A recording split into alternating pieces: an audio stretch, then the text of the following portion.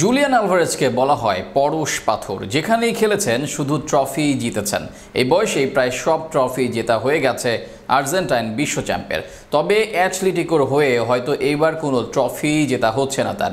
সব টুর্নামেন্ট থেকেই একে একে ছিটকে গেছে অ্যাটলেটিকো। আছে বাকি লা লিগা, তবে এই মুহূর্তে বলা যায় সেটা জেতা অসম্ভব। আলভারেজের অ্যাটলেটিকোতে আসা ও ট্রফি শূন্য থাকা নিয়ে বিস্তারিত থাকছে প্রতিবেদনে। প্রফেশনাল ক্যারিয়ারে খুব সম্ভবত এই প্রথম সিজন আলভারেজ ট্রফিহীনভাবে পার করতে চলেছেন। ইতিমধ্যেই অ্যাটলেটিকো প্রায় সব টুর্নামেন্ট থেকেই ছিটকে গেছে।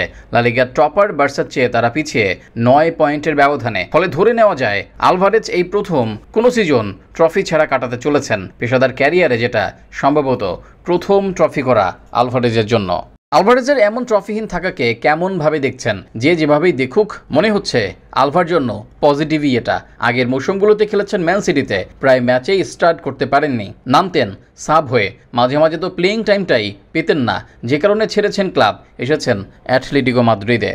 ম্যান সিটির হয়ে যখন সুযোগ পেতেন নিজেকে মেলে ধরতেন, পারফর্ম করতেন। আলভারেজকে সেই সিটিতে বলা হতো সুপার সাব। বদলি নেমেও একজন মূল খেলোয়াড়ের থেকে বেশি কার্যকর ভূমিকা রাখতেন হুলিয়ান, তবে তাতে তার মন ভরেনি। স্বাভাবিক, এটা হয়তো ম্যান সিটিতে থাকতে সাব ফুটবলার হিসেবেই নিজেকে পরিচিত করতে হতো যতদিন হালান্ড সেই দলে থাকতেন।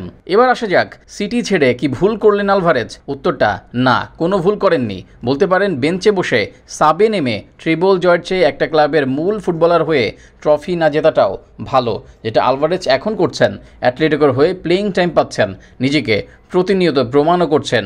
হয়তো এবারই নয়, ট্রফি পরে আসতেই পারে।